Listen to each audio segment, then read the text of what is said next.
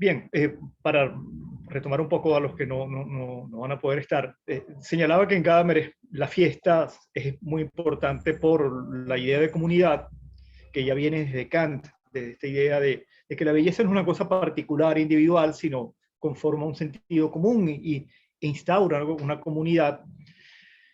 Y Gadamer piensa que esta idea de la fiesta, como lo hemos dicho ayer, este espacio, digamos, esta estructura antropológica nuestra, digamos, la fiesta, los rituales de la fiesta son universales, supone la idea de una comunidad que en el caso de la fiesta religiosa se reúne alrededor de la fiesta religiosa y en el caso del arte se reúne a partir de la experiencia estética,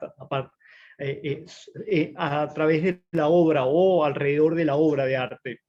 Y eso supone entonces una comunidad que es muy particular, no es la sociedad con la, vamos a decirlo así, con las dimensiones políticas, económicas, sociales, estamentarias, de clase, lo que usted quiera, sino supone como la fiesta misma lo implica, una ruptura de la cotidianidad y una ruptura del mundo natural, vamos a decirlo así, cuando digo natural, el mundo de la vida, y supone entonces un espacio distinto, en el que hay, por cierto, sobre todo en la comunidad moderna, una igualdad, una equivalencia donde se borran las diferencias sociales, políticas, de poder, económicas, y hay un disfrute de la obra de arte en el que todos somos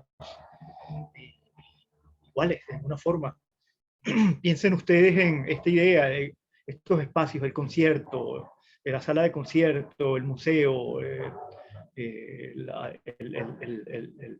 teatro, suponen estas experiencias colectivas, como muy, además que tienen mucha marca de lo colectivo, en el que estamos todos unidos, y al mismo tiempo suponen esta interrupción de las relaciones cotidianas, ¿no? Esto por una parte, y por otra parte la fiesta es importante porque supone una temporalidad propia, una temporalidad que también rompe incluso la concepción del tiempo que tenemos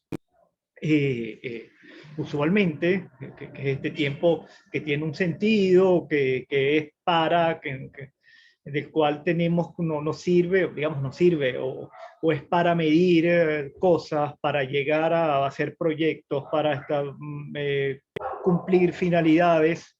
En cambio, la fiesta tiene esta temporalidad, primero que rompe con el tiempo cotidiano, normal, y al mismo tiempo instaura una temporalidad que es muy interesante, y esto también lo tiene la obra de arte, que es una temporalidad propia, instaura un espacio de tiempo, si me permiten la cosa distinta, espacio-tiempo, instaura un tiempo que es propio, que es particular y que supone que no hay finalidades. Gadamer señala esto, pareciera que las finalidades nos separan, en cambio esta celebración de la fiesta, y aquí decíamos que podemos unir nuestra fiesta de diversión, no sé, profanas, seculares, con la fiesta sacra, la fiesta religiosa, tiene por fin el solo disfrute de la fiesta, es decir, la fiesta tiene por finalidad el hacerse, el celebrarse, no tiene por finalidad algo distinto de ella. Entonces, hay un espacio de la fiesta y hay un espacio de la obra de arte que nos convoca, la obra de arte, en que tiene esto también de festivo. No nos reunimos en el concierto por algo distinto que la mera celebración de la música, o vamos al museo para la celebración, o vamos a decirlo así, disfrutar de las obras de arte, igual el teatro. Y no es casual, vamos a decirlo así, pienso ahorita en el teatro, en la música, en la danza, que estas artes también tengan una relación, por lo menos en el origen y en muchas formas, también por lo sacro, ¿no? Recuérdense que teatro, en los griegos, uno viene la cultura del teatro en nosotros, la danza, la música tienen en el principio un carácter sacro también. Gadamer señala, no tanto aquí en la actualidad de lo bello, sino en verdad y método, que supone esta idea, además, de participación nuestra, pero es una participación, vamos a decirlo así, de tratar de sumirnos en la celebración, sumirnos, lo que decíamos de la subjetividad. En griego, ser espectadores, ser teóricos, y teoría viene de un acto sacro también, teo es Dios, ¿no? En griego. Y entonces teoría es como participación de lo divino, ¿no? Participación en el acto sacro, religioso.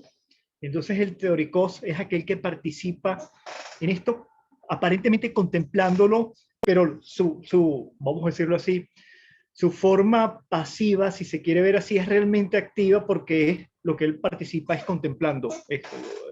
Y esto sucedería en este espacio de la obra de arte, es decir, el público en el teatro, en la música, en el museo, como hemos visto a través del juego, participa en la obra, pero participa de una manera, digamos, más pasiva que, por ejemplo, el actor, o que, por ejemplo, el bailarín. Pero, sin embargo, su participación es esta de contemplar, digamos, contemplar en el sentido de estar en esa celebración, estar en ese espacio, ¿no? Y vamos a decirlo así, disfrutarlo en el caso de la experiencia estética. Y entonces, esta idea de la temporalidad, además, le señala a Gadamer como aspectos muy importantes de la obra de arte, o digamos, del hecho artístico. ¿Qué es esto que señalábamos? Por una parte, la idea de, aquí habíamos quedado más o menos, la idea de vivir la temporalidad propia de la obra de arte, que tiene que ser distinta a la temporalidad, digamos, del tiempo cronológico. Es decir, esto que señala Gadamer, cada obra de arte tiene un tiempo particular y nosotros no seríamos participantes de ella si violentamos esa temporalidad. El ejemplo que poníamos del tour que pasa rápido por el museo.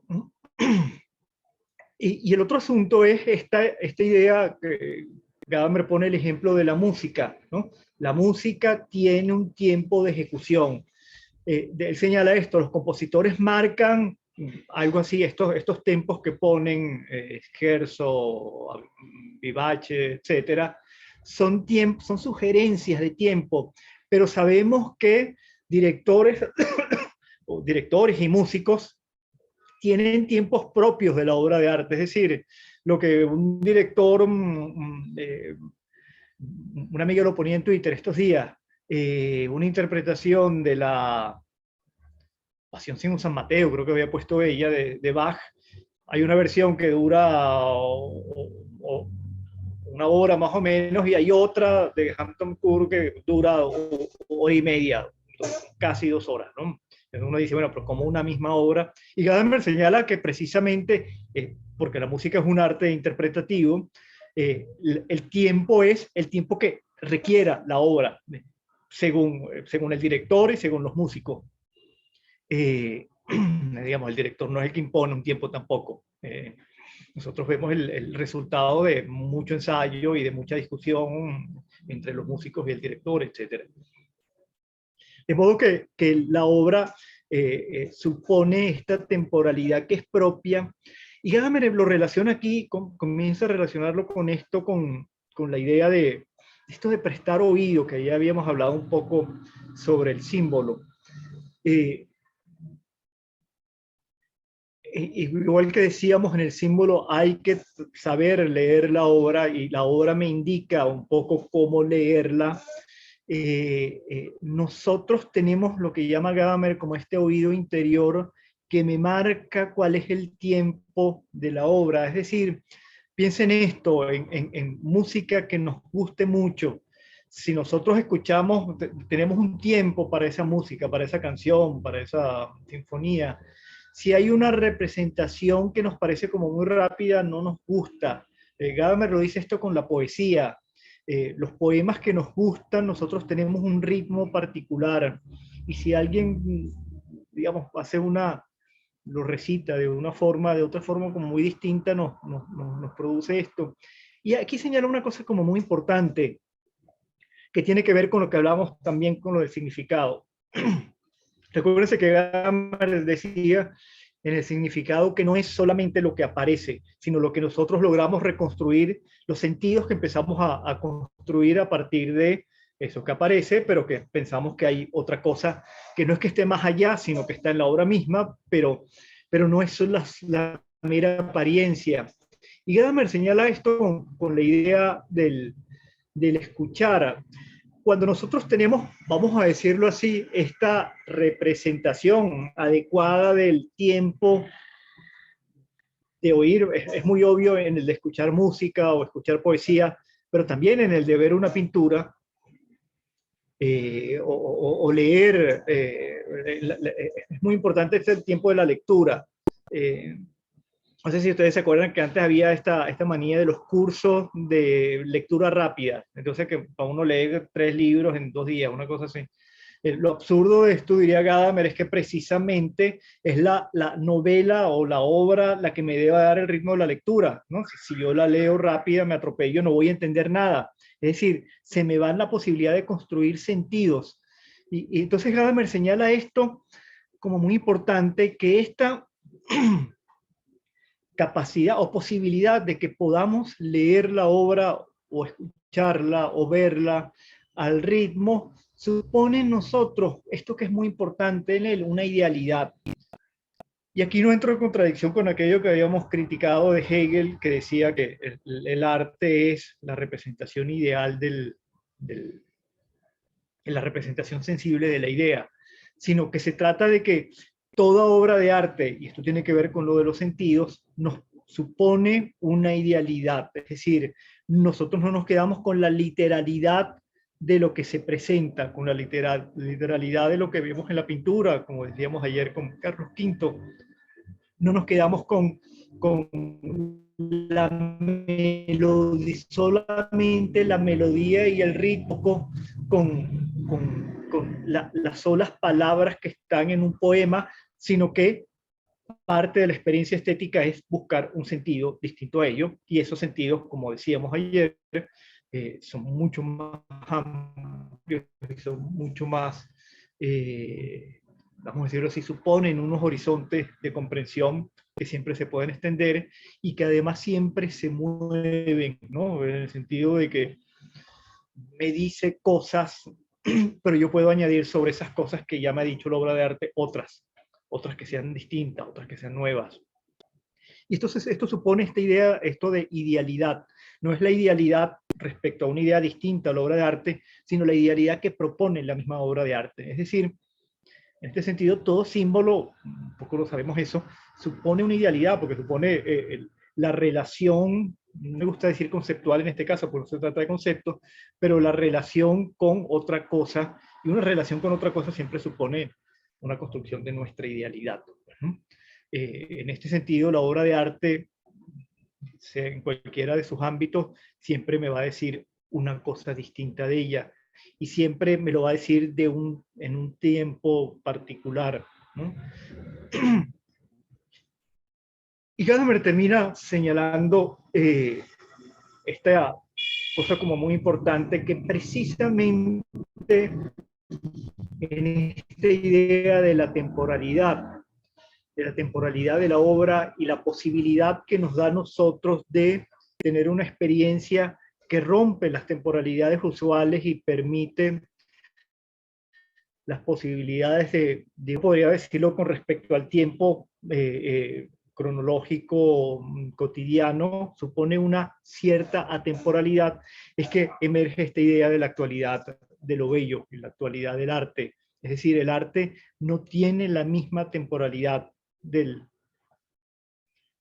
nuestra vida cotidiana y de nuestra concepción de la existencia cotidiana, o digamos, tiene una temporalidad y supone una temporalidad, como yo le señalaba a Joel ayer, que hay una sincronía importante en la percepción de la obra, donde donde el tiempo se detiene y queda solamente el disfrute de la obra, pero hay también una temporalidad diacrónica, que es la experiencia que yo tengo de cómo me ha ido afectando esta obra después de que sucedió la experiencia estética, y cómo encuentros sucesivos con ella me cambian, me dan otras nuevas ideas, me iluminan otros aspectos de la obra misma, pero también de mi vida. Y entonces, la actualidad de lo bello está un poco asentada en esta idea de, de, de una temporalidad distinta y que supone la posibilidad de rozar la eternidad. Ni más ni menos lo dice Gadamer. Quisiera que leamos este texto pequeño que señala, donde señala esto.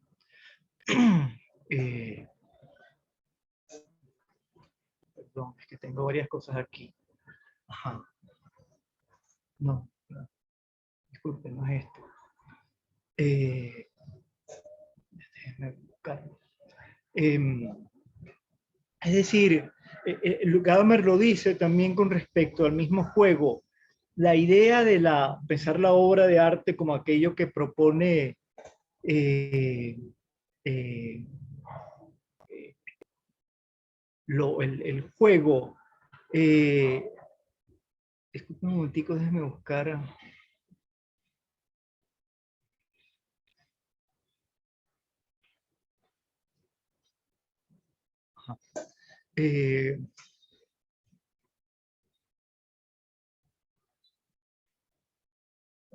No encuentro esto. Bueno, voy a leerlo en verdad en verdad y método, no, perdón, en la actualidad de lo bello, porque no lo encuentro aquí. Pero decía, Gadamer señala esto con respecto al juego, el que la obra de arte, esto que decíamos, suponga mantenerse a sí misma, supone también que la obra de arte nos lleva o propone esta idea de permanencia, es decir, la obra de arte es este juego que permanece, y permanece no porque la obra de arte siga ahí, sino porque continuamente nos está proponiendo otros posibles juegos, es decir, otros posibles juegos, otras posibilidades de decirnos cosas, de completar su sentido. Nunca se cierra, es decir, el sentido de la obra de arte, como lo decíamos, siempre está abierto a otras posibilidades de construcción o de reconstrucción, como querramos llamarlo. Y, y esto supone que tenemos la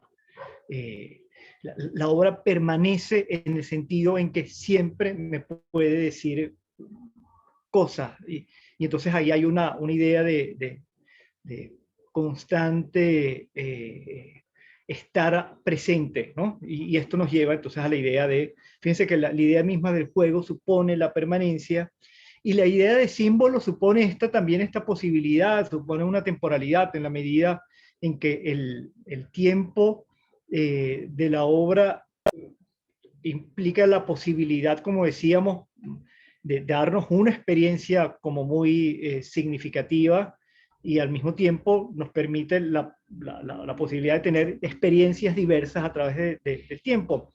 ¿Por qué esta idea del tiempo y por qué insisto en ella? Porque la experiencia hermenéutica y la experiencia vital, y aquí nos iríamos al mismo Heidegger, que dice que somos ser y tiempo, la significatividad supone precisamente esta idea de que somos tiempo y las experiencias tienen sentido en el tiempo. Es decir, nosotros somos seres que en lo que la experiencia, la vida, vamos a llamarlo así, nos está cambiando permanentemente, y nos permite entonces tener una conciencia del tiempo, que no es el tiempo de los relojes, sino es el tiempo de la existencia. ¿Cómo? Y el tiempo de la existencia se puede medir. Pienso en Aristóteles, que decía que el tiempo es la medida del cambio. Bueno, de alguna forma, el tiempo es, en el caso de la experiencia, en el caso de la experiencia estética en particular, el tiempo es la medida del cambio de nuestra experiencia, ¿no? Es decir, en la obra de arte podemos, como lo decía Gadamer, lo leíamos ayer, el museo, ir a un museo, después de salir de él, soy distinto, soy un poco más distinto. nosotros podemos decir esto con respecto a la obra de arte. La obra de arte me cambia, y me cambia significa que una experiencia ha pasado por mí, ya no soy el mismo, soy distinto, estoy abierto a otra cosa. De modo que el arte tiene esta posibilidad de ruptura del tiempo cotidiano, y al mismo tiempo posibilidad de pensarme temporalmente, en la medida en que la temporalidad sería el registro del cambio. Aquí está lo que quería leerles. Voy a compartir el libro de Gadamer directamente. Disculpen el desorden. Se me perdió una cosa. No, no es esto.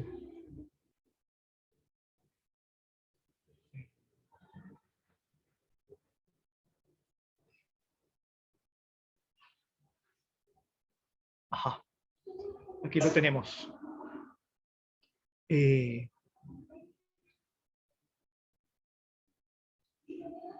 Vamos vamos a leer desde aquí.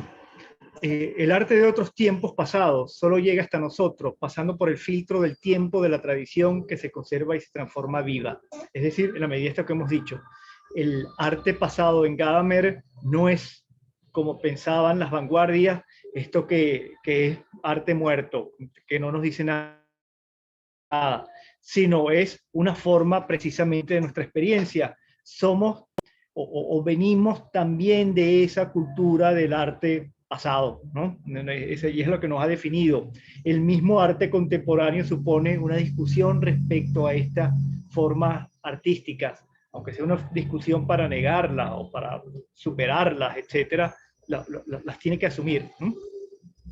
El arte no objetual contemporáneo puede tener, ciertamente son sus mejores productos, apenas distinguibles hoy para nosotros de sus imitaciones, exactamente la misma densidad de construcción y las mismas posibilidades de interpelarnos de modo inmediato. Es decir, sí, el arte contemporáneo tiene la posibilidad de construcción y la posibilidad de decirnos cosas. Esto quiere decir una cosa importante que siempre lo tiene Gadamer presente. Gadamer piensa mucho en la idea de lo clásico. Lo clásico es aquello que siempre nos dice. Y uno puede pensar que lo contemporáneo no tiene esta idea de clásico. Es decir, uno puede pensar lo clásico. Humberto hablaba de Mozart ayer. Podemos pensar, no sé, la pintura clásica francesa o inglesa.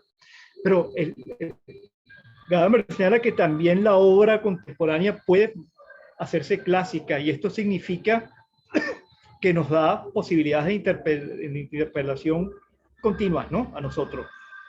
En la obra de arte, eso que aún no existe en la coherencia cerrada de la conformación, sino solo en su pasar fluyendo, se transforma en una conformación permanente y duradera. La obra de arte siempre quiere permanecer, digamos, su naturaleza, si tiene alguna, es hacerse permanente. Se transforma en una conformación permanente y duradera, de suerte que crecer hacia adentro de ella significa también, a la vez, crecer más allá de nosotros mismos, que en el momento vacilante haya algo que permanezca. Eso es el arte de hoy, el arte de ayer y de siempre. Y vámonos para terminar con Gadamer, al párrafo final.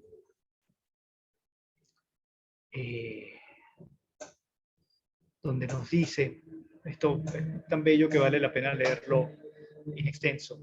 Me parece que nuestra tarea se centra propiamente entre estos dos extremos. Consiste en acoger y retener lo que se nos transmite gracias a la fuerza formal y a la altura creativa del arte genuino. Al final, conocer cuanto sabe transmitido por la cultura histórica se tiene realmente en cuenta resulta ser una especie de problema irrisorio o una pregunta secundaria. El arte de otros tiempos pasados solo llega hasta nosotros, pasado por el filtro del tiempo y de la tradición que se conserva y se transforma viva. Es decir, esta idea de que el arte siempre se mantiene vivo, el arte siempre es actual, ¿m?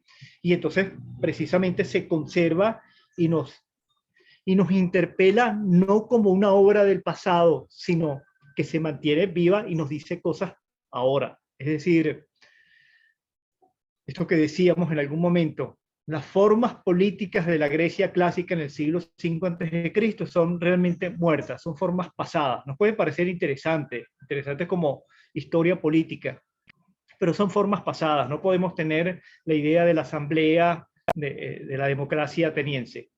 Pero el arte ateniense, las esculturas o la tragedia, que es tal vez el arte más fundamental, es un arte que se mantiene vivo, nos dice cosas, ¿no? El arte no objetual contemporáneo puede tener, ciertamente perdón, estoy leyendo lo mismo que estaba leyendo, disculpe.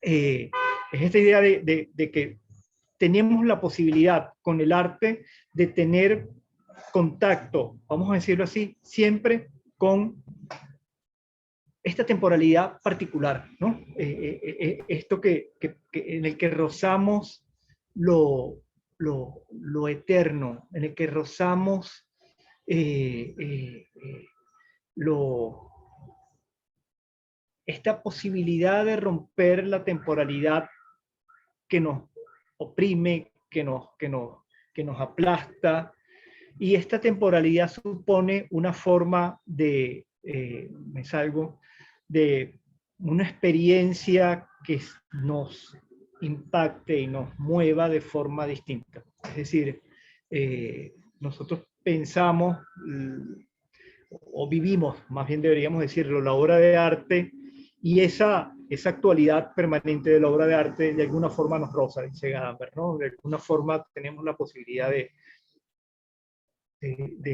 no ser eternos porque no lo somos y somos finitos y sabemos que somos mortales, pero de tener una experiencia que me acerca de alguna forma a esta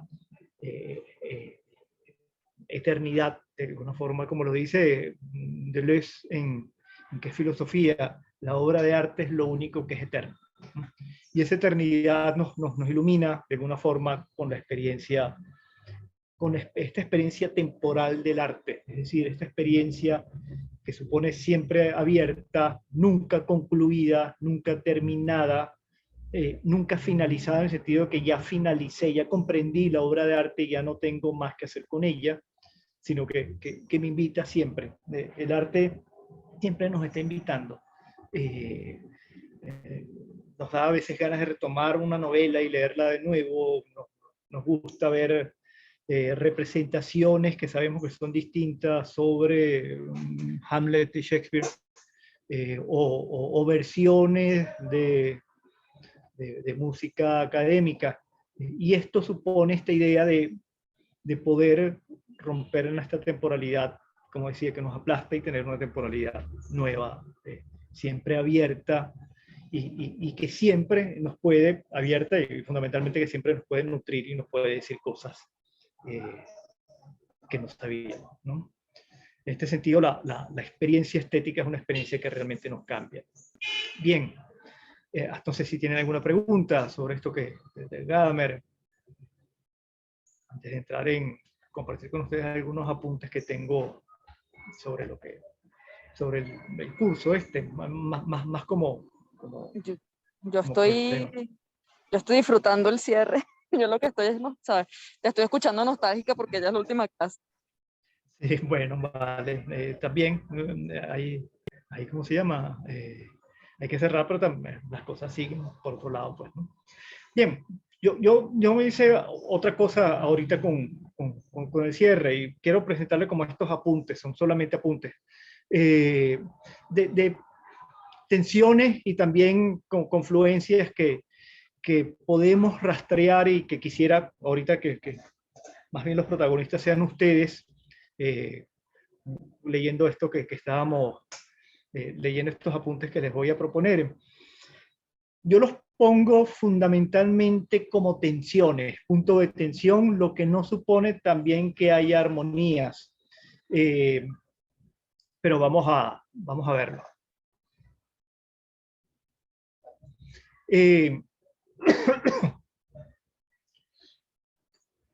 Primero, como dos cosas que quiero señalar. esta idea de qué es la estética y por qué estética. Y esta pregunta no es solamente por, vamos a decirlo así, por conocer qué es estética y qué quiere la estética y qué nos propone,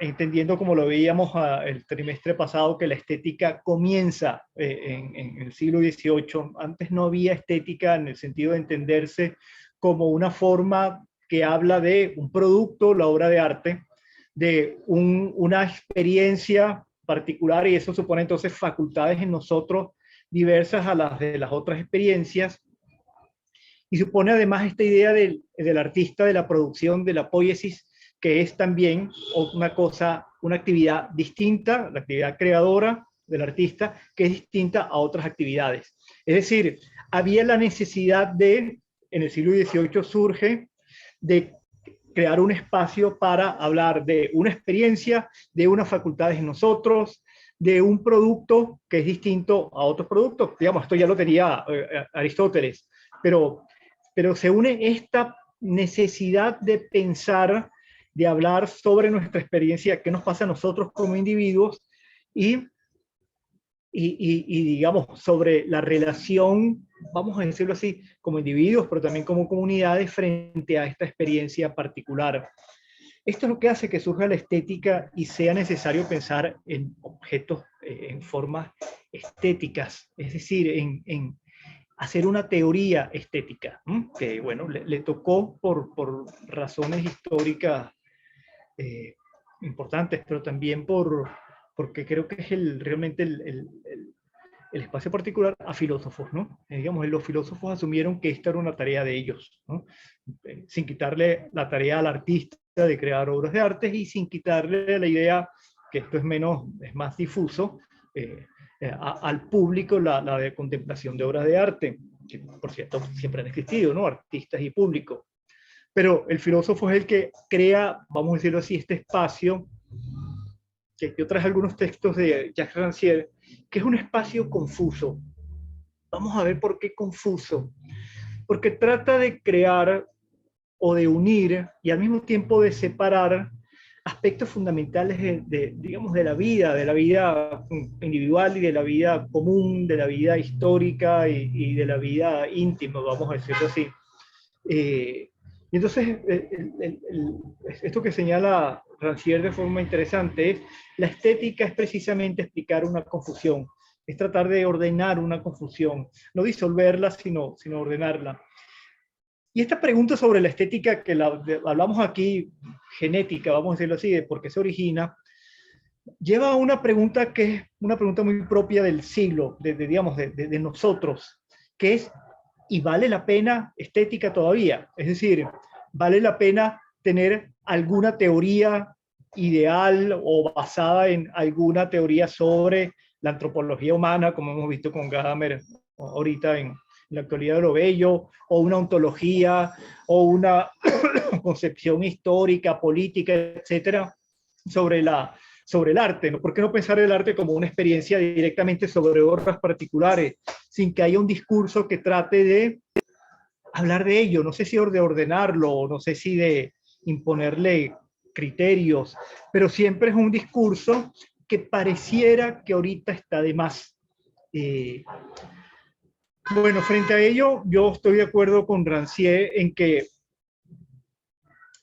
digamos, esto no tienen por qué hacerlo solamente filósofos, pero sí es necesario hablar de esta experiencia estética y de las formas como muy particulares que ella supone con relación a otras formas de vida y a otras formas de conocimiento, etc.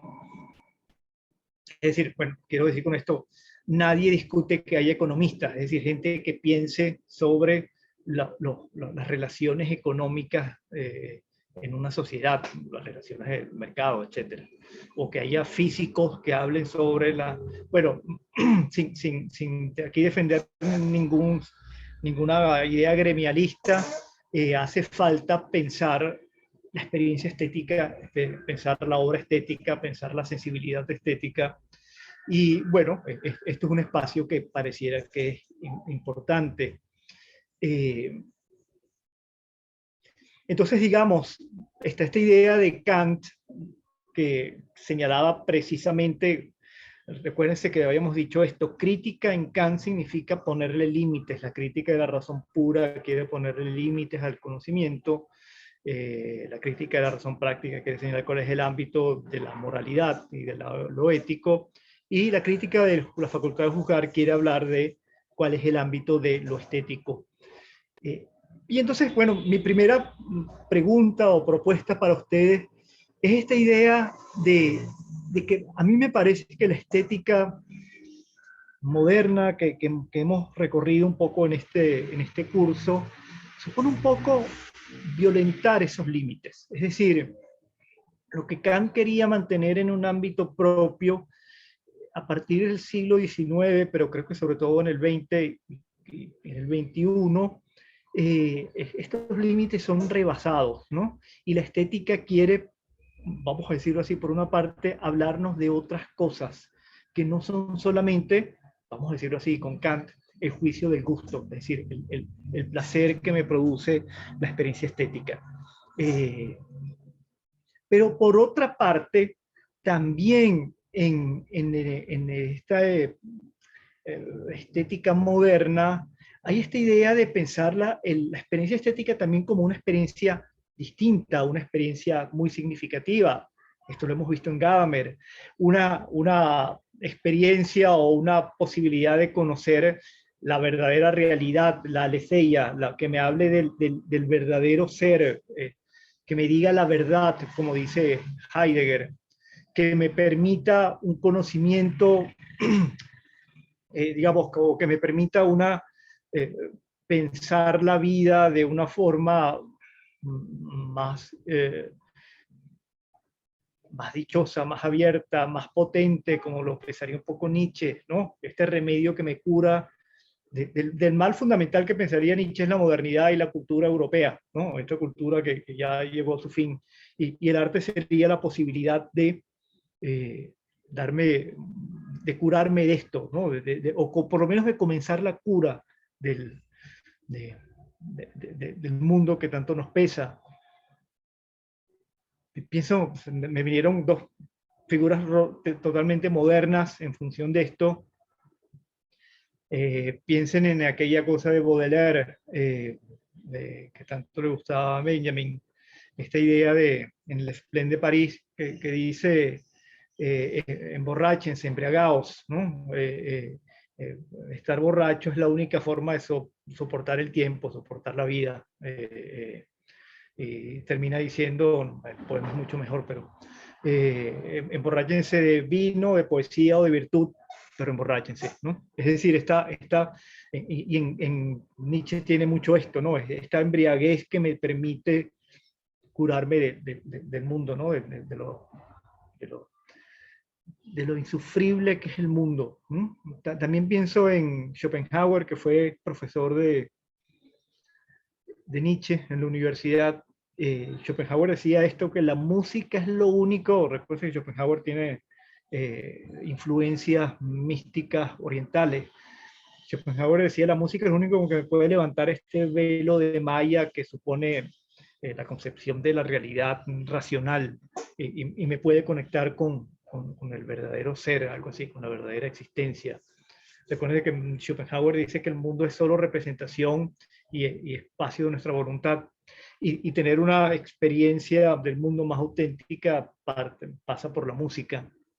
Entonces, al mismo tiempo que hay esta separación, el arte quiere proponer esta idea de una experiencia como muy fundamental. La cosa estética también es una cosa que se quiere diferenciar de otros objetos, de otras formas de producción, sobre todo en la modernidad de la producción capitalista, serial, en masa, y a menos que sea arte, digamos, entraría como en este ámbito de la alienación. Pienso en el caso que es distinto en función de esto, la obra de arte en la época de la reproductibilidad técnica de Benjamin, donde Benjamin señala que precisamente la obra de arte, como el cine y la fotografía, que son las rasgos que él trata de forma importante, pueden convertirse en obras de arte que cambien la realidad, ¿no? Y por otra parte, además, digamos, de esa experiencia estética que es particular, que se ve en la obra de arte y también supone experiencias vitales muy enriquecedoras y muy interesantes, ¿no? Para nosotros el arte significa formas vitales, prácticas, pienso políticas también, diversas, más interesantes. Supone en el caso de Heidegger y también un poco Gadamer, relaciones con la realidad mucho más auténticas, nos permite percibir la verdadera esencia de la realidad, la firmeza de la realidad. Nos permite formas de conocimiento en Gadamer, bueno, y un poco en Heidegger también, la aletheia, la verdad la conocemos de forma enfática a través del arte, nos permite actitudes críticas, pienso en Adorno, en Benjamin, comprensiones históricas diversas, una idea de cultura que nos salve, nos ayude, una promesa política, es decir, un cambio político, y el arte es vehículo fundamental para ello. Esto lo podemos ver en Benjamin y en Adorno. Formas existenciales, pienso esto que ustedes habían visto con Eleonora, con la idea de que el arte, digamos, la percepción, y en esto está metido el arte, nos hablen de una forma distinta de nuestra propia vida. Es decir, yo lo pongo un poquito más adelante, pero no somos solamente, lo digo aquí, no somos solamente pensamiento, no solo somos racionalidad, sino somos cuerpo también, somos percepción. Entonces, les planteo, si quieren, para comenzar con esta idea de, de vamos a decirlo así, una disciplina, por ponerle un nombre, que suponía un ámbito propio, cómo ese ámbito se ha desbordado y se ha metido o se quiere meter y decirnos cosas del resto de la vida.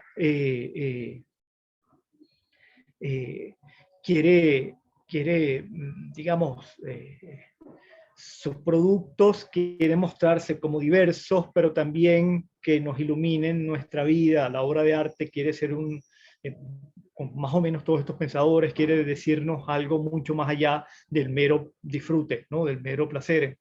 Y se derrama sobre muchísimos ámbitos de nuestra vida, prácticos, vitales, ontológicos, cognitivos, críticos. Me salgo por el momento para escucharlos y leerlos un poco. Es decir, siempre estamos con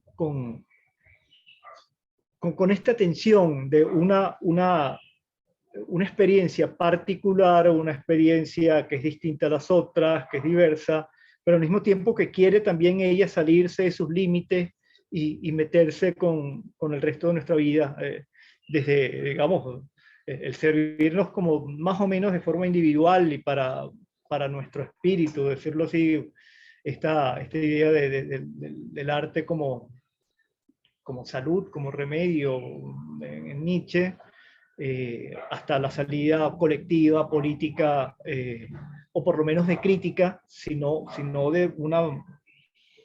de un posible futuro posible, por lo menos de criticar el presente, y entonces tiene una labor ético-política, vamos a decirlo así. Entonces es como muy, por eso decía que con relación a esta idea de la estética como tratar de entender este desorden, vamos a decirlo así, esta cosa que no podemos como agarrar de forma clara. Y por eso, digamos, esto que lo decíamos, fíjense que las disciplinas, hablé de la economía hace un rato, la economía surge porque Adam Smith piensa que hay unas reglas o unas leyes que describen de forma adecuada cuál es un comportamiento social particular, que son los comportamientos del mercado, del intercambio, la oferta y la demanda. Y entonces eso funda una teoría, funda una ciencia, la ciencia de la historia. Entonces uno puede meter ahí la historia misma, la sociología, las ciencias sociales en buena medida, obedecen a esta ciencia, a esta comprensión de la historia. Con la estética no sucede eso, ¿no? Nació como una forma de diferenciar prácticas, objetos, experiencias, facultades en nosotros, y ha terminado también como metiéndose con el resto de nuestra vida, repito, de nuestra vida particular, o nuestro proyecto vital particular a los proyectos colectivos más amplios. No sé qué les parece esta tensión aquí de límites y no límites al mismo tiempo, ¿no? De espacios como muy específicos, experiencias muy específicas, pero al mismo tiempo que iluminan otras cosas de nuestra vida y quieren transformarlas de alguna forma y transformar la vida. Me quisiera escucharlos. Yo estoy aquí, pero ya que hay ruido alrededor. Vale, Valeria. Yo creo que Sí. sí, que varias veces también he escuchado que también la misma filosofía como deriva también un poco también lo que podía ser el arte, como decir que digamos que la filosofía actual también, el arte, específicamente la estética, ha sido también como decir que van muy juntos, ¿no? O sea, que también por eso mismo, porque creo que no es capaz como de tocar los puntos esenciales en el ser y en la vida. Y cada vez uno ha ido como viendo a lo largo también de este curso, incluso también con los posteriores que también nos han dado los otros profesores, como cada vez a lo esencial cada vez es más importante, incluso el cuerpo también, o sea, cómo llevar también ya no solamente, sino hacerlo también como que no solamente es algo, ni siquiera de los sentidos, ni siquiera es visual, que tiende mucho también a hacerse como, quizás nace de lo visual, su esencia también es como viene un poco marcada ya por la visual, pero también también incluso eso se ha superado y para también asumir la lectura de estética y de la imagen desde el cuerpo, ¿no? Y de la vivencia personal y todo eso. Yo creo que sí hay como se ha leído en el estudio de cómo, o sea, de la estética, pero también incluso en el curso, como nos han mostrado cómo, en este diplomado, cómo también ha habido ese recorrido y me parece maravilloso. Ahora sí, no sé si, claro, ahora me quedé pensando un poco en esto del tiempo, en lo que habíamos estudiado en Gadamer de la fiesta, que sí determina como un tiempo en específico, ¿o no? Sí, claro, claro. No entiendo cómo entonces, o sea, quizás ahí está un poco específico, pero va más allá de eso, porque es que tengo entendido que la fiesta sería como reconocer un poco como salirse de ese, y creo que incluso lo acabo de anotar también, que lo dije hace rato, profesor, que sería que sale del tiempo cotidiano, no es el mismo de la obra, ¿no? Sí. Pero incluso me quedé con algo también pensando, porque en la clase también de Humberto de ayer, también cuando hablaba de Adorno, creo que también Adorno es posterior, tengo esa duda, no sé, Adorno es posterior a Gadamer. Contemporáneos son más o menos. Sí, no hay mucha... Adorno un poquito mayor. Ok, Adorno es mayor. Sí. Pero fíjese que noté más libertad en cómo Adorno ve las cosas, digamos, ese momento estético. Creo que haber entendido que era más amplio que el que plantea Gadamer. A ver, sí, yo no sé si, bueno, yo soy muy gadameriano, pero también soy adorniano, a mí me gusta mucho Adorno, pero a pesar de que la estética no es mi... Pensé que Adorno era más, un poquito más... Digamos, lo que pasa es que Adorno piensa desde otro lado, vamos a decirlo así. Adorno quiere pensar la estética primero en un plano como vital o histórico, vital más importante, más amplio, ¿no? Es decir, la estética también es, con esta idea de Hegel, como representante de un momento, pero también la estética tiene la posibilidad esta, la necesidad esta de crítica, cosa que no tiene Gadamer. Gadamer es poco crítico, es decir, y hay una disputa muy importante entre, fíjense cómo son las cosas y cómo se unen las, entre Habermas, que Habermas era un estudiante de la escuela de Frankfurt, y quiso hacer la tesis doctoral con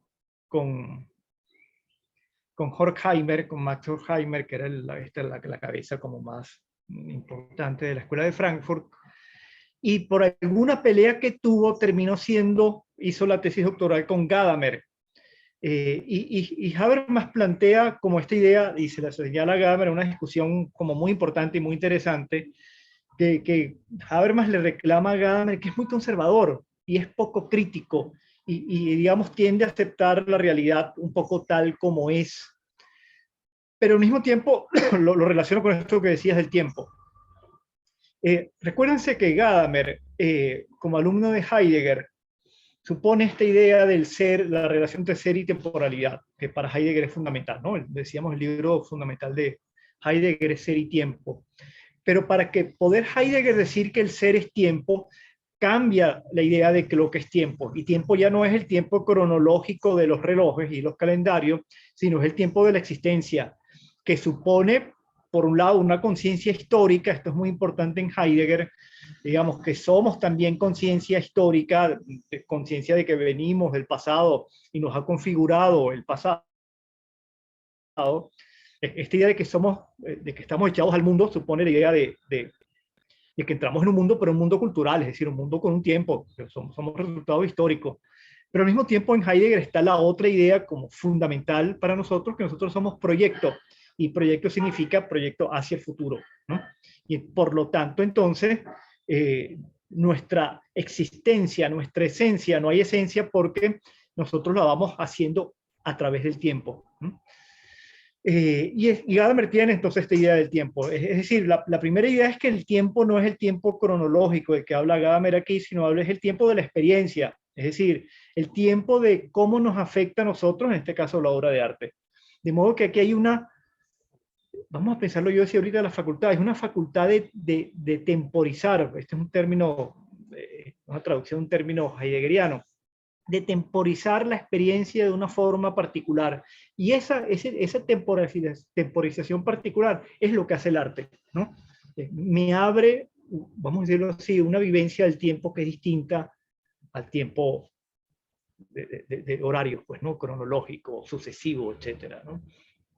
No sé si más o menos me explico. Claudín. Y sí, digamos, pienso esto que me pregunta sobre Adorno y Gadamer. En Gadamer hay una cosa que es como muy curiosa. Gadamer es como él lo dice, que es como un romántico. En cambio, yo creo que en Adorno hay como mucha contemporaneidad, ¿no? Hay como mucho el pulso de lo contemporáneo. Sí, Bueno, se siente así. De hecho, por eso creo que a él lo puse anterior, quizás por sí, considerarlo romántico, la esencia. sí. Lo puse anterior y no me parece raro que sean tan Sí. contemporáneos. Hasta la manera de escribir, profesor. Así es, sí. Sí. Las referencias también a veces él las tiene muy... Sí, Adorno parece en este sentido como mucho más metido en los rollos de la contemporaneidad que Gadamer, ¿no? Gadamer quiere como siempre llevar la contemporaneidad más bien hacia, no sé si hacia el pasado, pero no pensarla como desde sí misma, que es un criterio fundamental en Adorno todo el tiempo, digamos, hay que pensar esto aquí y ahora, pues, ¿no? Que es muy marxista también esto, ¿no? Porque Gadamer no es nada marxista, ¿no? Esta cosa del aquí y ahora, eso es una cosa fundamental del pensamiento en Adorno, todo el tiempo lo dice, y además esta idea de compromiso con la realidad, a pesar de que la realidad a Adorno le parezca espantosa, sobre todo después de la Segunda Guerra Mundial, Auschwitz, etcétera, y el capitalismo tardío, como lo llama. Bueno, pero esto es lo que hay que vivir, y por eso la importancia de esta dialéctica negativa en la cual el arte tiene tanta importancia, porque el arte me permite precisamente criticar las configuraciones dadas y no pensarlas solamente como dadas, sino como posibilidades para romperlas. Y si, como bien decía Humberto, no plantearnos una utopía, por lo menos decir que esto no es tampoco, pues, ¿no? Que lo que es, no es, ¿no? Valga la vuelta dialéctica, ¿no? Vaya, y esto también sucede con Benjamin, ¿no?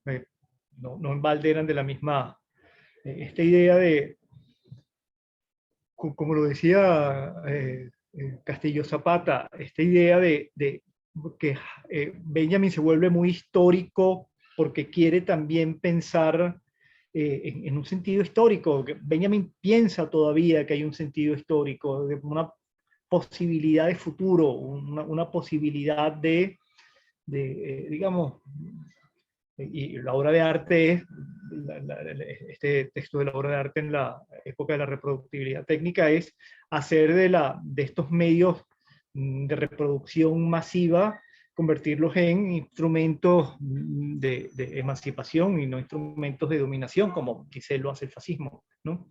Como lo haría el capitalismo.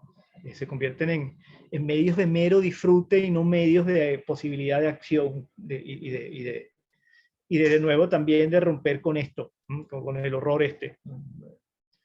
horror que él terminó matando al pobre Benjamin, ¿no? Se mató él, pero acosado por el horror de la historia que lo... Entonces, digamos, esta idea de historicidad supone un poco la misma idea de conciencia del momento, ¿no?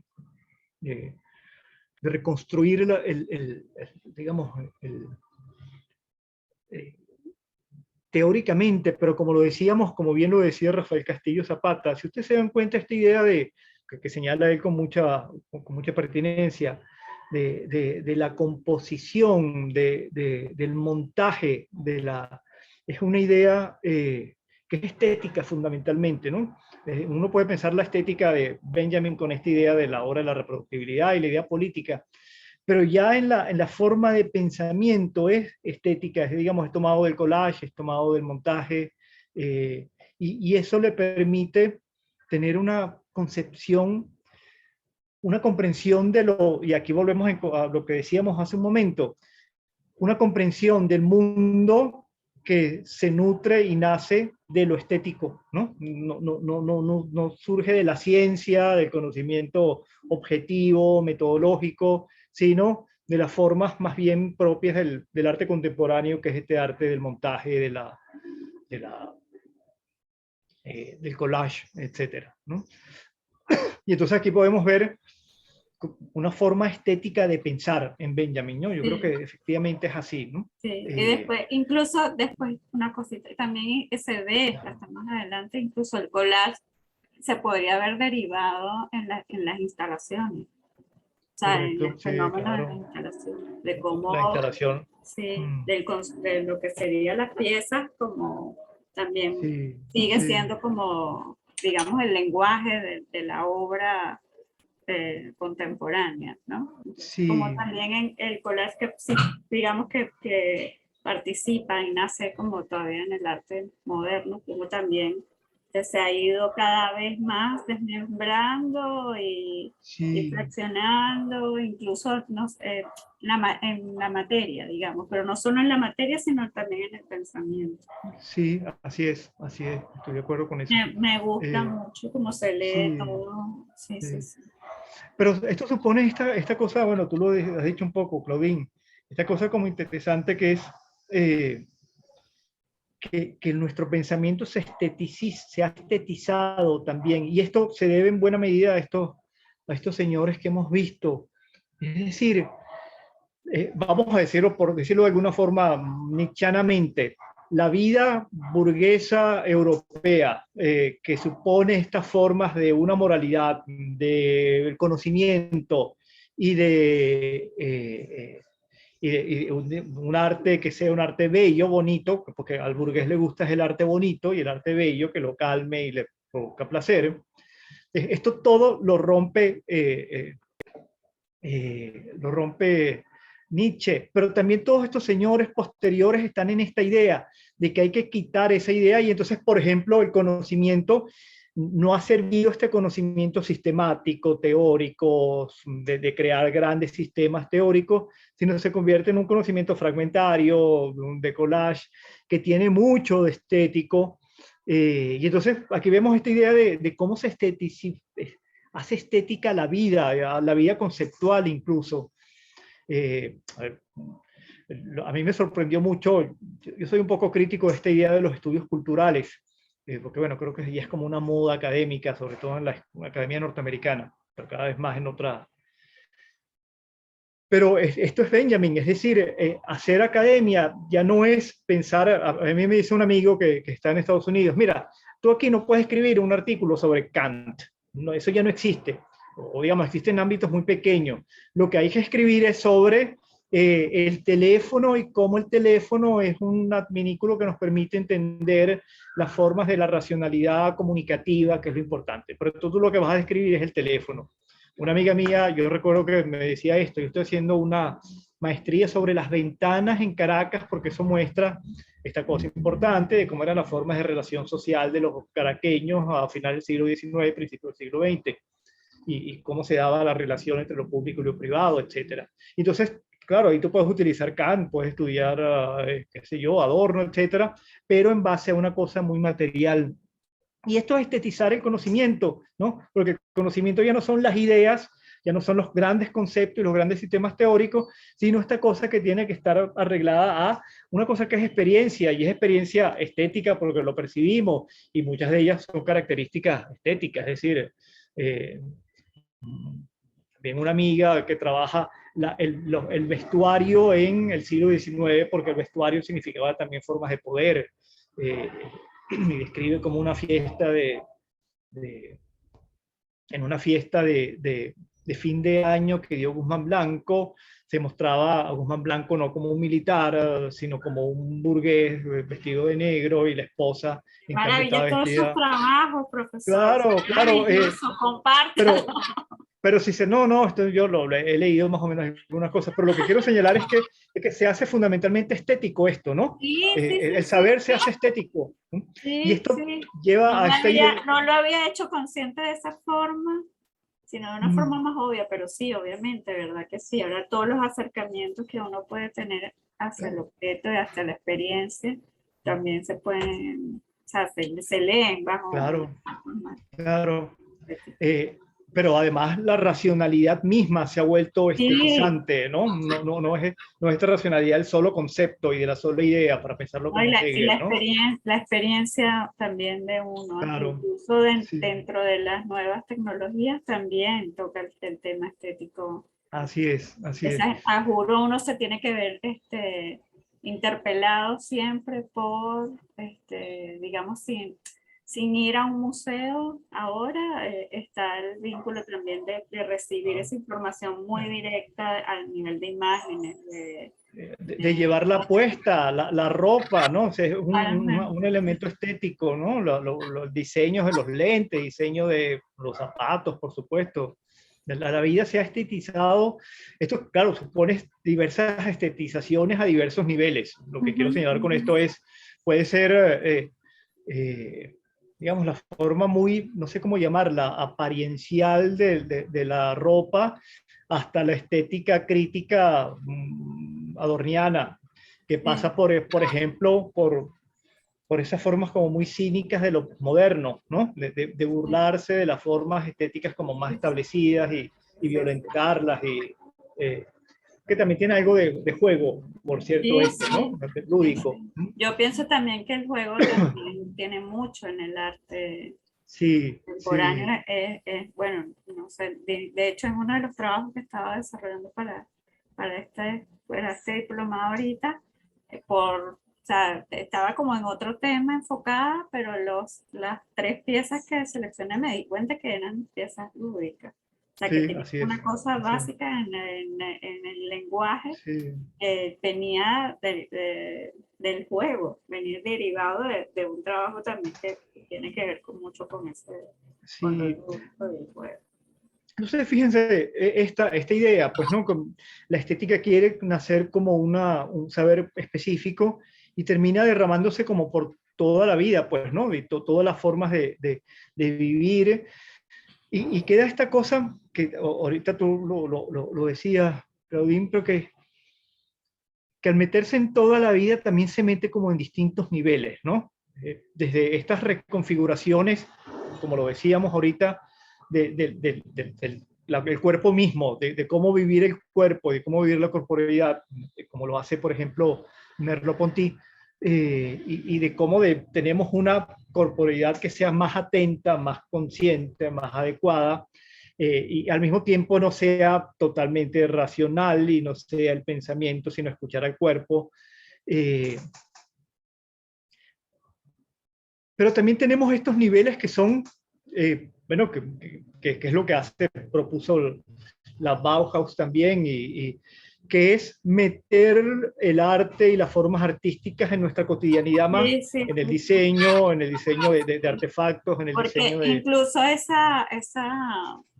el nivel que uno lo involucra puede ser consciente o inconsciente. O sea, Sí, digamos claro. que si uno es más intelectual y más estudiado, uno tiene como otro nivel, pero también eso lo vemos a nivel popular, o sea, igualito. Está el juego con la imagen, está el juego Sí, con la dialéctica de la lectura, de la experiencia. O sea, está sí. igual, pero desde Sí, otros a otros registros, vamos a decirlo así, pues, ¿no? Eh, y no menos válidos, igual también hay muchos. Absolutamente, absolutamente, porque además esto es muy estético también, no hay jerarquías en el conocimiento, es decir, la estética, recuérdense de aquello de Baumgarten, empieza a pensarse como que un conocimiento menor bueno, esta cosa que fue importante que hizo Kant, dice no es menor, lo que pasa es que es distinto, es otra cosa, ¿no? Pero no es que sea epistémicamente menor, ¿no? Y esto es un poco como una cosa que me parece muy importante también de la estética contemporánea, eh, que se quiere pensar, vamos a decirlo así, como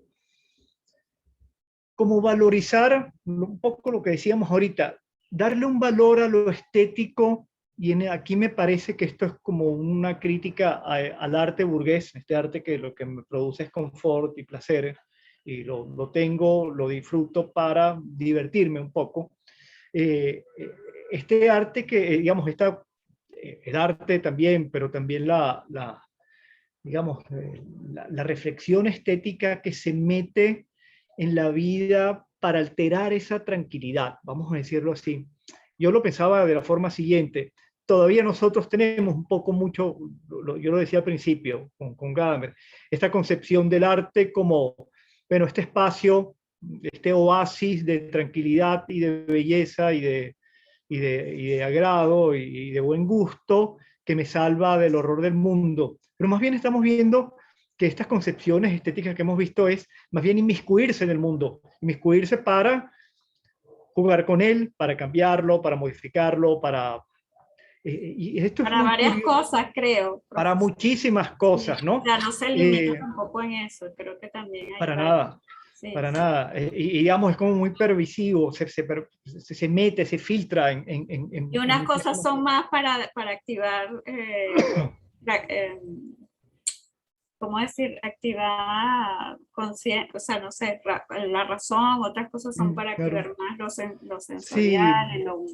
humano. Creo que es muy variado, por eso yo, es yo, muy interesante, por eso lo hacen mejor. sí, yo ponía, me permito compartir un momento otra vez para señalar un poco estos aspectos, ¿no? Estas valorizaciones que produce, o a las que nos invita la estética moderna y contemporánea. ¿Mm? Esto que señalaba, primero supone esta idea de diferenciarlo de otros aspectos de la vida, eh, pero esto parece estar en contradicción con la idea esta del arte que se mete en distintos aspectos. Señalaba aquí, por ejemplo, esto, valorización del cuerpo con respecto al pensamiento. Esto está muy claro en Nietzsche y Merleau-Ponty, ¿no? Es decir, la experiencia estética y la experiencia de vida me hablan de una concepción muy fundamental, por ejemplo, de salvar lo corporal, ¿no? De darle un sentido mucho más importante y no esta idea, no sé, platónica, pero que también muy cartesiana de la modernidad, que nosotros somos una razón metida en un cuerpo, muchas veces a pesar de, ¿no? Del cuerpo. Hay una valorización de la obra de arte respecto a otras formas de pensar y de actuar, ¿no? En Heidegger lo decíamos, ¿no?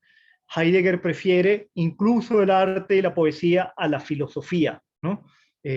Pensamos mejor y pensamos mejor la realidad y pensamos mejor el ser desde la poesía o desde el arte que desde la ciencia, desde la filosofía, desde el conocimiento sistemático. Valor de la obra de arte y de la experiencia estética respecto a la vida, autenticidad, vitalidad, verdad, genio, es decir, esta idea de que la experiencia estética es una experiencia salvífica y al mismo tiempo, por eso ponía esta idea del genio, que nos abre claridades, ¿no? Es más auténtica, es más vital, como lo decíamos ahorita con Heidegger, es más verdadera.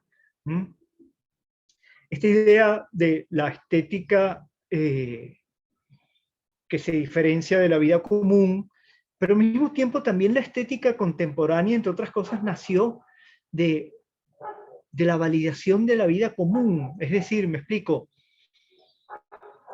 las novelas de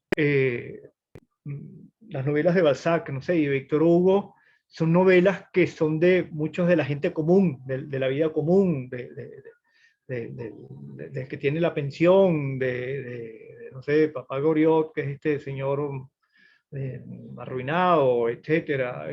Es decir, es una vida donde lo común tiene un espacio importante, pero no se queda solamente como lo común, sino que se estetiza, ¿no? Se vuelve muy significativo. Y entonces estas pequeñas vidas de la comedia humana, como lo decía Balzac, terminan siendo grandes personajes, ¿no? A pesar de que son personajes, muchos de ellos muy miserables. Entonces, digamos, el arte contemporáneo se alimenta de lo cotidiano. Rancière lo señala.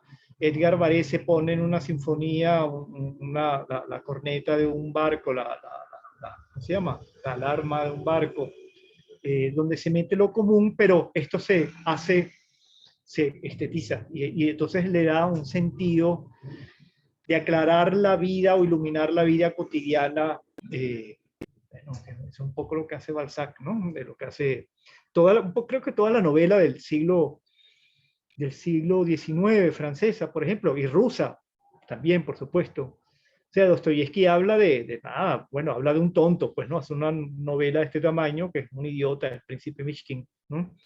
De un padre y sus hijos que son unos tarambanas y unos grandules y borrachos, ¿no? Los hermanos Karamazov. Excepto el más chiquito, como se llama, Alyosha, que es como un santo, prácticamente.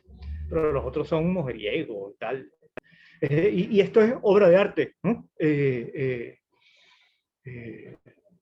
Bueno, y en otro registro, pensemos un poco esto, el arte revolucionario quiere hacer, no sé, del obrero un héroe, ¿no? El llamado además a cambiar el mundo, el simple obrerito, vamos a decirlo así, entonces elevarlo pero al mismo tiempo quiere hacer del mundo cotidiano, llevarlo a arte. Ahí está Warhol, ¿no? Andy Warhol y llevar cajas de esponja y potes de sopa a hacer obras de arte, ¿no? Bansky es esto, ¿no? Grafitis que se convierten en obras de arte.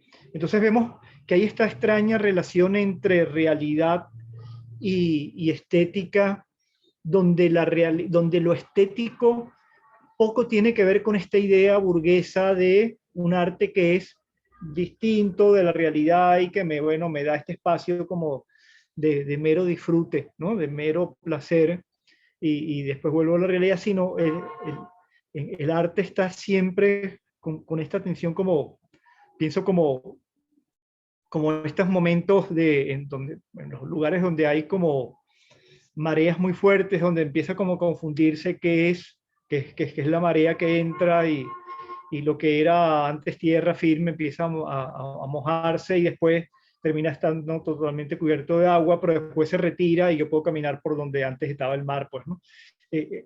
Hay una relación entre el arte y la estética y la vida, que es este espacio donde no, digamos, no es ni tierra firme ni es mar, ¿no? O que va dando vueltas, donde se metía esto que señalábamos ahorita, Claudine, las vestimentas, la ropa, también se llenan de arte, y también el arte asimila cosas, como decía Rafael Castillo Zapata, asimila basuras y las incorpora en la obra de arte, harapos, restos, etcétera, y se vuelven artísticos, o sopas del estante del mercado, sopas de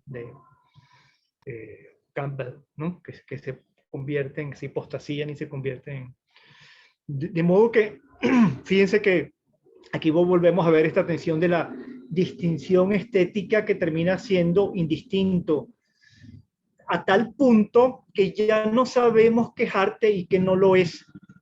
Humberto hablaba del famoso cambur pegado a la pared con el tierro gris. ¿Esto es arte o no es arte? ¿No? Un gesto que se hace en un museo, en un performance, ¿es arte o no es arte? ¿Cómo que se llama? Esa señora Abramovich que se pone en un museo sentada en una mesa viendo callado al que se siente enfrente. ¿Esto es arte o no es arte? Entonces, fíjense que esta relación vamos a decirlo así, atormentado los límites que tenía, con los que había nacido la estética, y que cierta experiencia del arte, creo que todavía muy pendiente, muy viva en nosotros, por cierto, a pesar de todo esto que estamos diciendo, piensa el arte como este lugar particular de lo bello, de lo tranquilo, de lo que me cura un poco por negar lo que yo creo que no es lo que quería Nietzsche, ¿no? Digamos, que quería el arte porque me pega más a la vida. En cambio, esto me cura porque salgo como ¿se acuerdan esta cosa que había en el siglo XIX, que la gente salía a hacer no era retiro, no era la palabra retiro, no, a temperar a otro sitio, como para recuperarse, como, entre otras cosas porque no existían las vacaciones, la gente tenía que en algún momento interrumpir su vida. En Caracas, en Venezuela, se iban a Los Teques, por ejemplo. Los Teques era un lugar donde iba gente a pasar una temporada. Bueno, esta concepción burguesa es un uso muy burgués también, esta cosa de temperar. Eso no lo hace el proletario, por ejemplo. El proletario no se iba a temperar, no tenía tiempo, no tenía posibilidad, etc. Lo podía hacer quien tenía plata. Esta concepción de estética todo el tiempo está siendo, vamos a decirlo así, subvertida por estas formas de la estética filosófica que hemos visto, que más bien se meten salen de esos límites establecidos y se meten dentro de la vida, pero también entonces la vida, esta permeabilidad es mutua, la vida también se mete dentro del arte y lo transforma y lo hace otra cosa. De modo que esta cosa de los límites no es clara, ¿no? Estos lugares que se anegan y al mismo tiempo después se quedan secos, etc. Y bueno, llega en algunas formas, esto que señalo con Benjamin y Adorno, de romper con la vida esa, ¿no? Es decir, tiene que meterse tanto en la vida que la cambie. Es decir, tanto a nivel particular, individual, lo veíamos un poco con Gadamer, como a nivel colectivo, a nivel político de Benjamin y de Adorno, por ejemplo, ¿no? Es decir, el arte se vuelve de alguna forma un subversivo, puede ser de forma muy política, casi violenta en algunos momentos. Bueno, hay un arte que es muy de hecho es muy político y de mucho enfrentamiento, pero al mismo tiempo puede ser de una forma suave, como un poco lo quiere Gadamer, que las formas estéticas cambien mi vida, pero al mismo tiempo lo hagan de una forma amable. Y la otra tensión, que la última que quisiera como señalar, es esta otra también que nos sucede con el arte contemporáneo, que la estética quiere recogerla, que de alguna forma se piensa el arte como un lenguaje secreto. Esto lo podemos ver en el arte abstracto, lo podemos ver en esta poesía contemporánea, creo que en la misma narrativa, que ya supone como atención a formas particulares de la poesía o de la narrativa misma, de la pintura. Es decir, se hace como muy cerrado.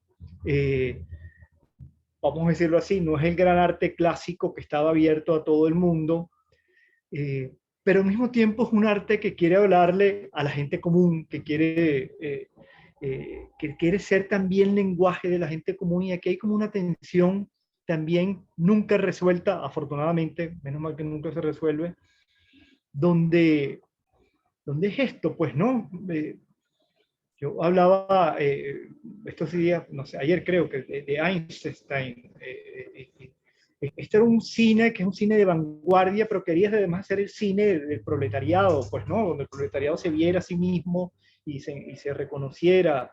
Esto que decía, la música muy refinada y muy abstracta, de hecho, por eso lo acusaban, que era muy formal y muy contemporánea, de Shostakovich, también quería hacer la música del proletariado.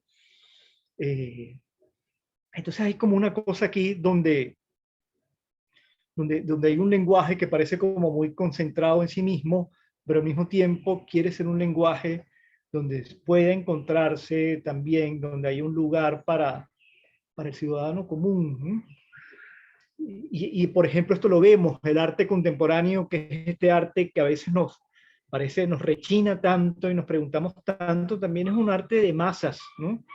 Digamos, estas instalaciones de Cristo, hay millones de personas que participan en ella, como lo decía, en las ferias, las bienales de arte contemporáneo, son masas que van, son eventos realmente masivos, y es un arte que al mismo tiempo es como muy raro. Entonces, hay esta idea también muy propia de lo contemporáneo y de lo estética, que es tener como lenguajes poco naturalizados, vamos a decirlo así, pienso en el lenguaje de la mímesis del arte clásico, ¿no? Desde la pintura, el teatro, la danza, a formas que son muy, vamos a llamarlas así, abstractas, muy formalistas, pero al mismo tiempo quieren hablarle a la gente común.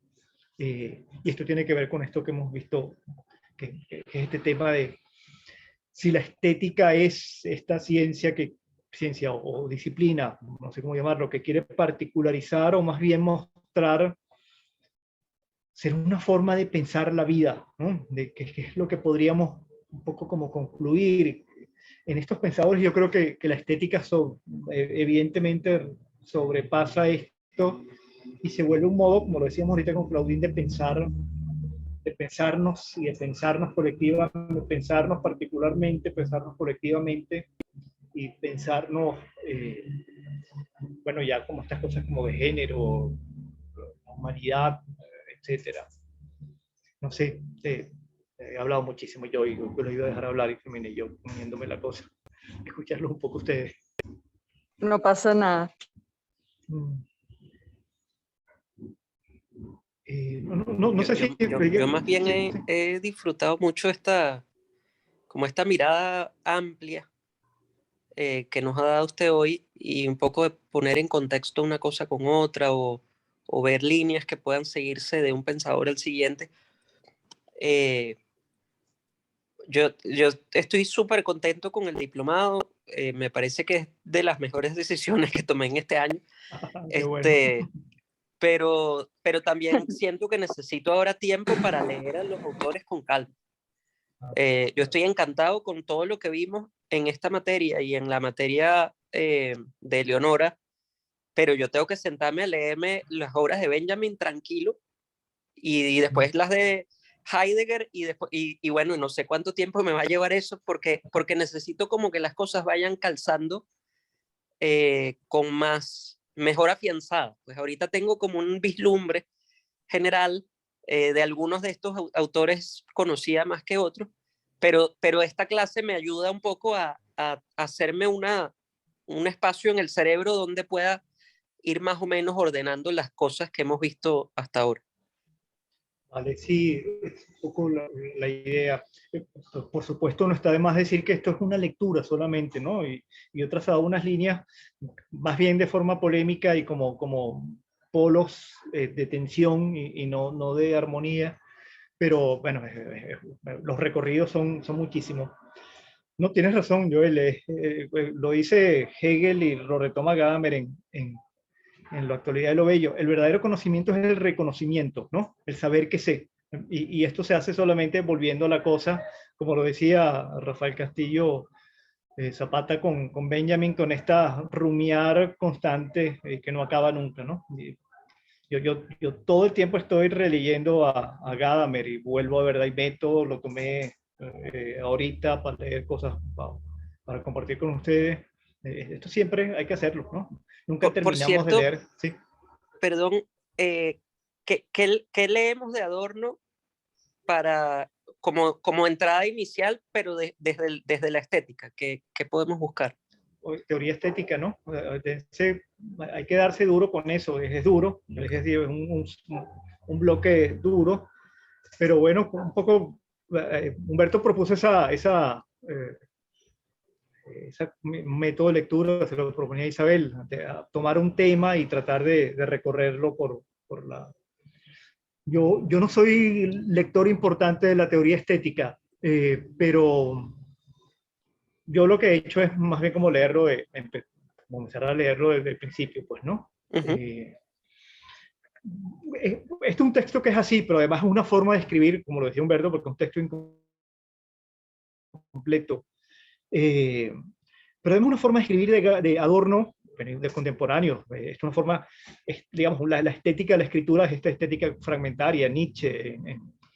Y en Adorno lo tiene mucho, ¿no? Adorno tiene la teoría estética, es así fragmentaria. Y eso supone entonces, lo que decía Humberto, que a veces se repite mucho, que hay cosas que toma, donde hay contradicciones también. Pero bueno, eso lo hace también como más interesante también. Hay ese texto de Adorno, bueno, que es otra cosa, pero también habla, por cierto, muchísimo de estética, que se llama Mínima Moralia, que son fragmentos también. Ténganlo por ahí en el radar, es un gran texto, bien. Tiene unas cosas, como tú hablabas de las iluminaciones ahorita, las iluminaciones de Rimbaud, esa cosa que lo ilumina a uno así como lo enceguece, hay cosas así que son chispazos ahí. En Mínima Moralia él tiene unos pedacitos así que son como muy corticos, pero Mínima Moralia también podría servir, porque también es moralidad, pero es mucho estética, muchísimo, ¿no? Hay unas lecturas, por ejemplo, de música, sobre Thomas Mann, de ópera, que son así como deslumbrantes. Ténganlo por ahí a la mano. Es un texto que yo leí un poco más, ¿no?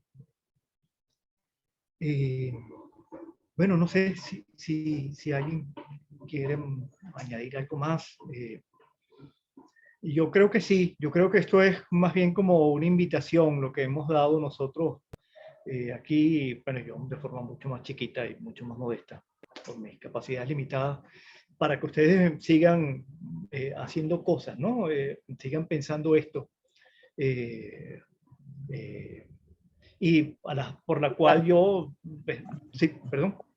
No, que claro, que ya esto lo decía ayer, ¿no? Que creo que a todos les despertó la vena teórica, a los que la tenían se las avivó y a los que no se las despertó.